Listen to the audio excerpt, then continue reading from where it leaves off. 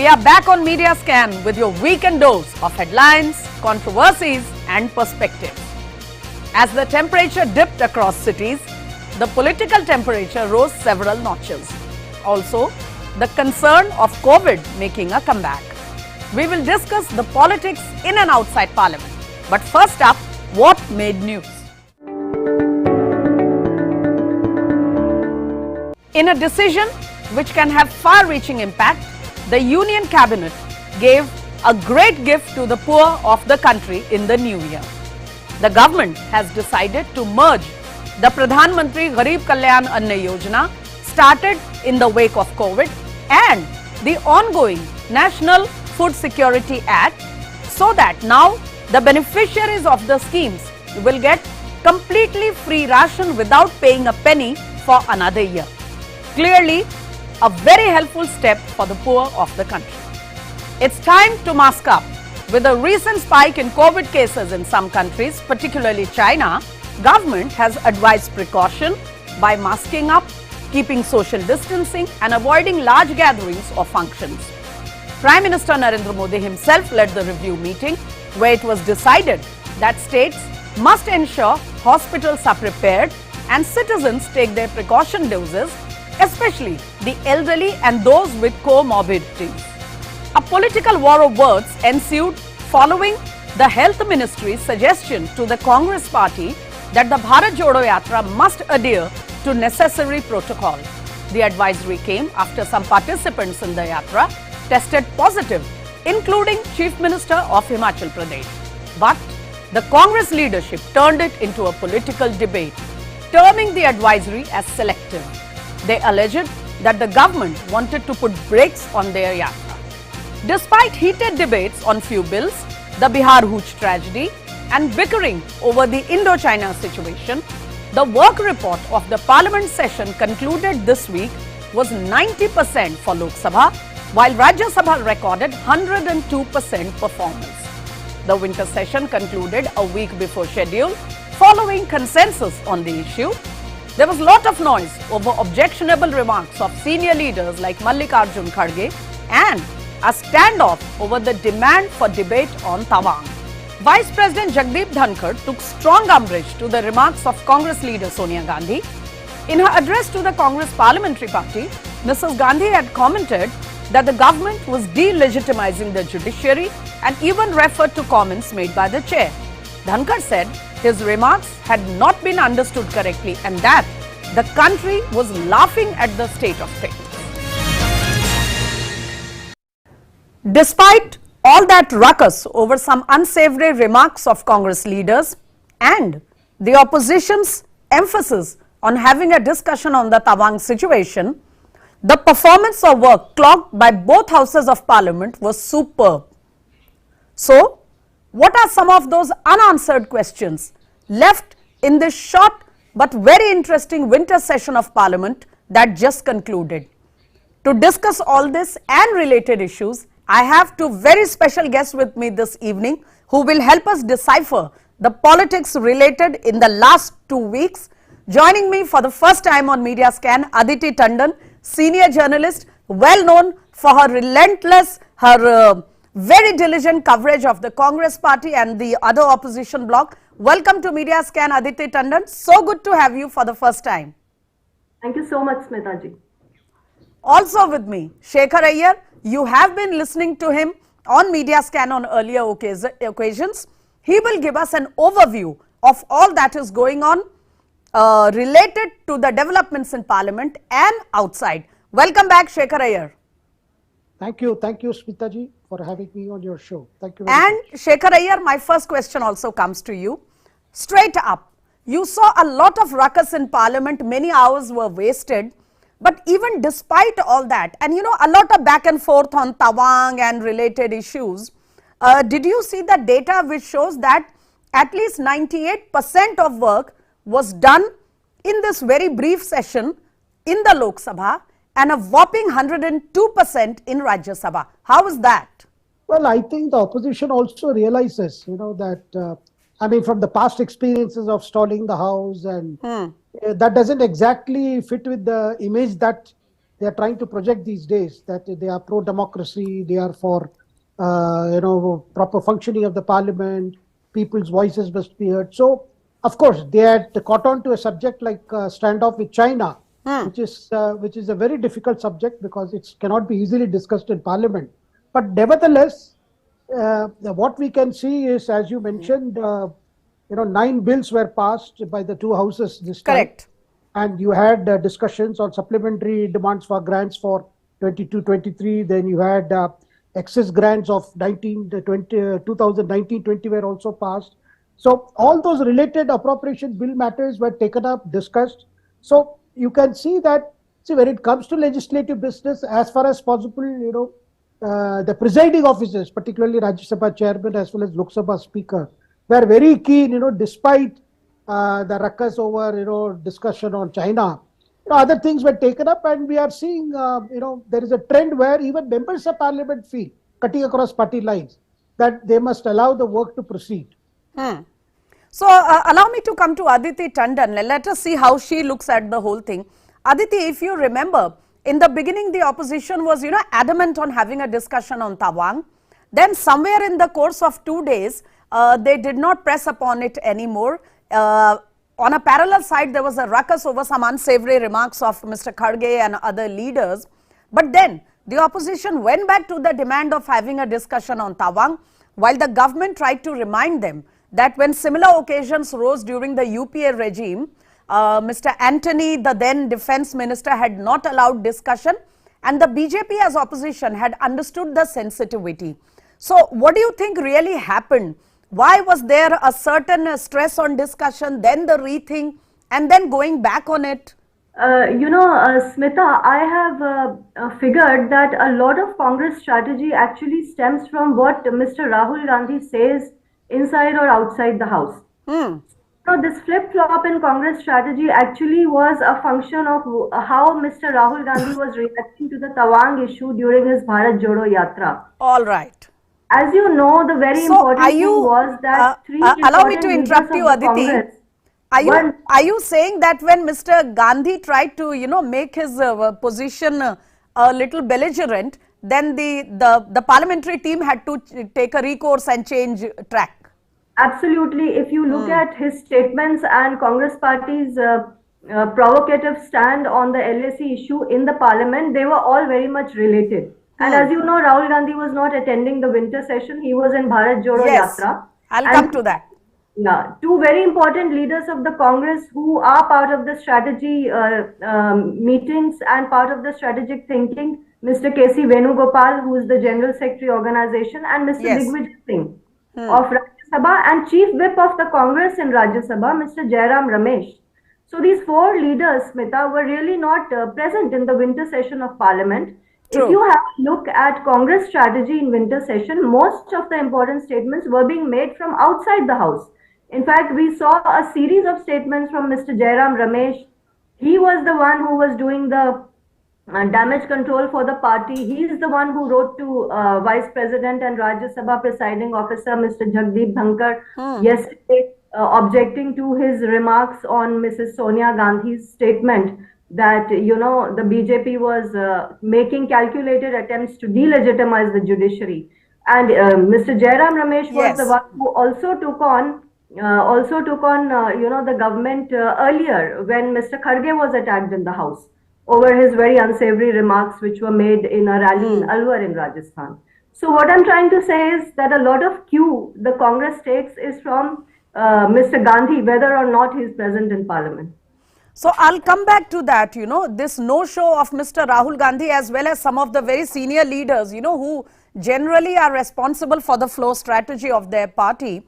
But coming to you, Shekhar Iyer, Rahul Gandhi makes a no-show throughout the session. Understood that he's just an MP. He doesn't hold a position in the parliamentary party. But everybody knows he's leading the party. Why would he be doing this entire yatra if he was not the de facto leader? And secondly, it was not just Mr. Gandhi. Senior leaders like Jairam Ramesh, Venugopal, and these people, who generally plan the strategy on the floor, they all made a no-show. What does that say about the opposition's, seriousness and concern for the parliament? Because if I know being present in parliament for lawmaking is the first responsibility of an elected representative. Well, Smitaji, as Aditi mentioned, what Rahul thinks, the Congress executes. So whether he is holding a position, not holding a position, that does not matter. And the better counsel of senior leaders do not prevail. And I think that counsel has stopped coming also, knowing very well that Rahul probably does not appreciate that kind of approach. So Right. whatever Rahul decided for the day, even on China, many senior Congress leaders in the House, what do we want the government to say on the House?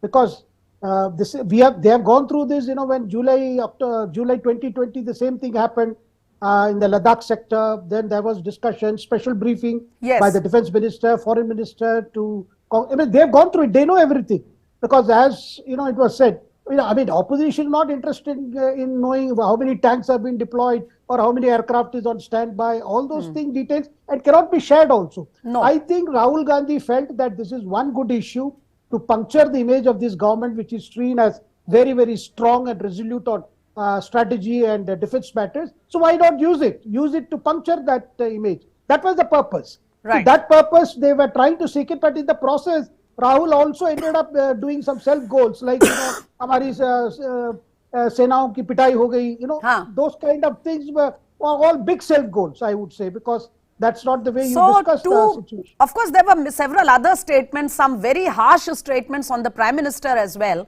But Aditi Tandon, two very, headline-making remarks which were quite unsavory, and they elicited a very strong reaction, whether it was from the External Affairs Minister or the other BJP leadership. This remark about the pitai, spoken outside Parliament, and the Sonia Gandhi's comment in the parliamentary party, on which Vice President Jagdeep Dhankar took very strong umbrage, and he spoke for 2 days about how this remark was totally uncalled for. What does it tell us about the thought of the Congress top leadership, and how do you think it might play out politically? You see, Mr. Rahul Gandhi's comments with respect to the Chinese soldiers beating up the Indian troops were absolutely uncalled for. And I think, as Mr. Shekhar Iyer just pointed out, it was another self-goal on Mr. Gandhi's part. We have seen in the past, Smita, that in the run-up to 2019 Lok Sabha elections, during after the Pulwama attack in India, and the Balakot airstrikes that the government carried out of the day. At that time, also a series of opposition leaders, were caught unawares, and they did not know how to respond. And in that particular context, also they made certain statements, including Mr. Gandhi and a series of opposition leaders, also Mr. Arvind Kejriwal, which sort of questioned, the veracity of the airstrikes. And we know what happened in the 2019 Lok Sabha election results. Now, on the issue of armed forces and the Indian army coming Aditi, up to defend. you are a very keen observer of politics, and particularly been following the Congress party's political thought of their leadership, of their parliamentary group. Why do you think they would make such remarks, which it is known from the 2019 experience and other occasions that it does not benefit them politically in the long run or even short run? Sometimes, Smita, I feel that the Congress jumps from one issue to another, not realizing which one might actually yield any kind of political mileage for them. They are really facing a drought of political issues, because we see that electoral performance of the Congress is going down. So are they following ad hoc strategies, not well thought? Exactly. So I have a feeling that it's like a hit and run case, that you hit a point and see whether it works. Then you hit another point and see whether it works.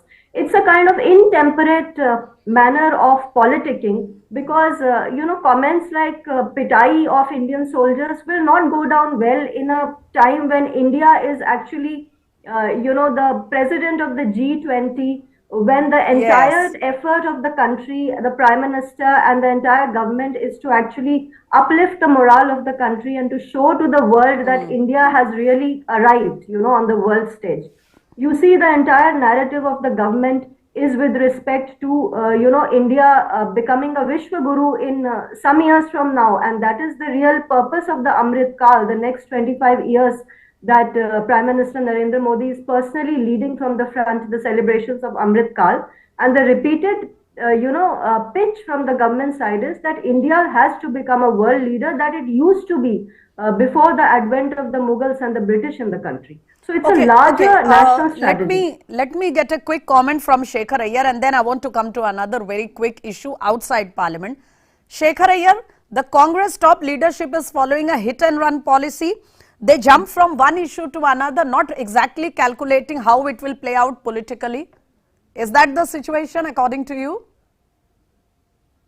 I don't think much of thinking is going in, because as we said earlier, it is Rahul Gandhi decides, okay, this is it. This is the way they should be. The government should be hit. This is the way the government should be punctured.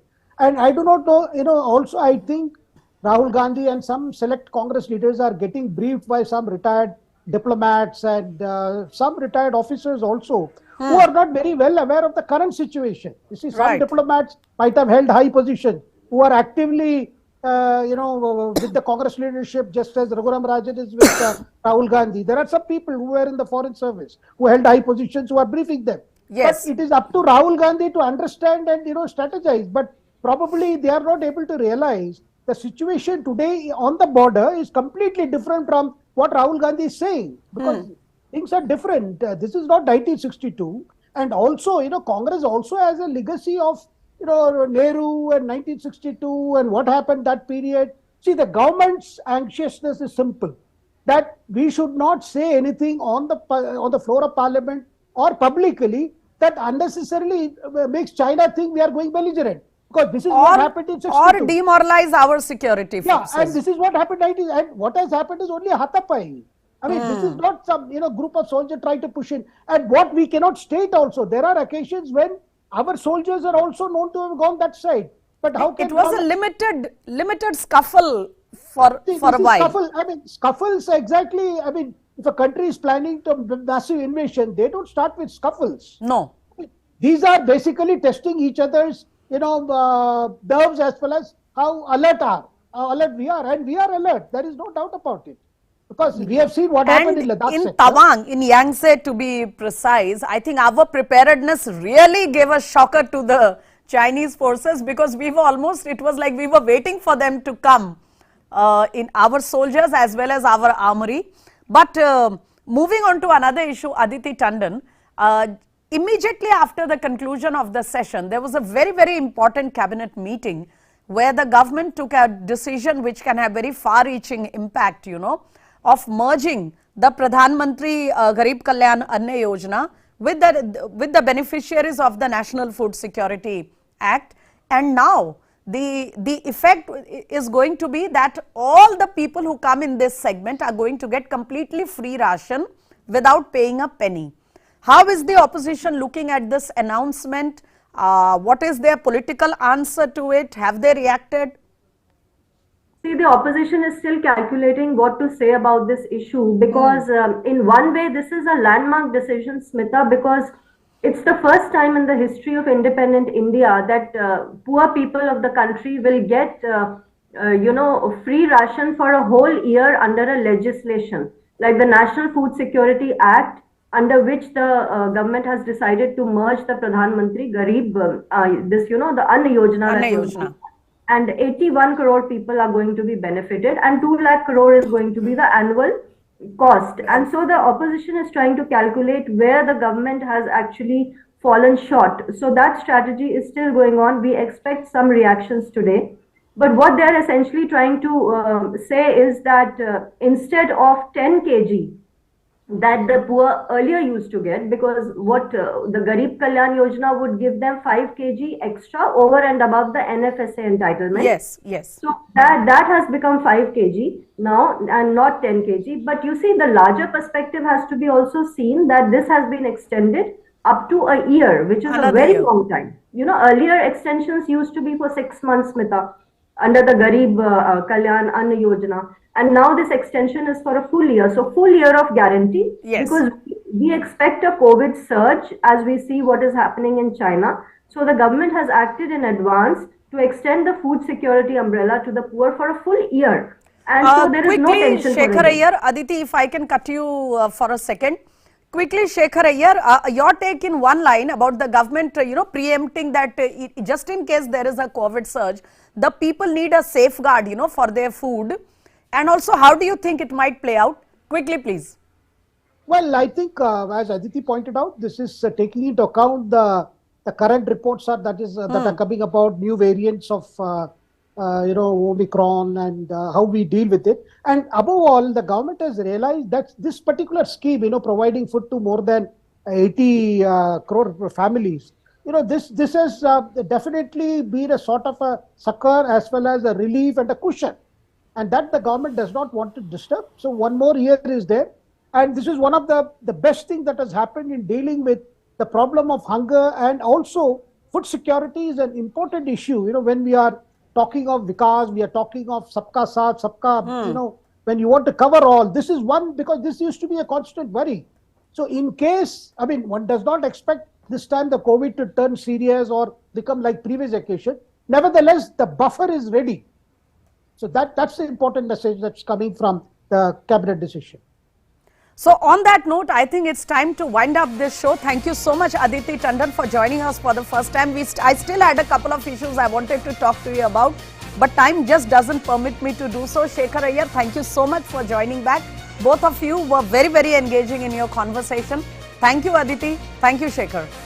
Thank you. There was much back and forth on the Bharat Jodo Yatra inside and outside Parliament, but even as we are waiting to see whether COVID surges in the country, the Yatra is on a break. Meanwhile, parliamentarians have gone back to their constituencies. It's like a holiday time. The opposition is gearing up to see how it should react to the merging of the two food security issues. So, a lot on the political plate for the next week also. Meanwhile, Namaskar on Media Scan. See you next weekend.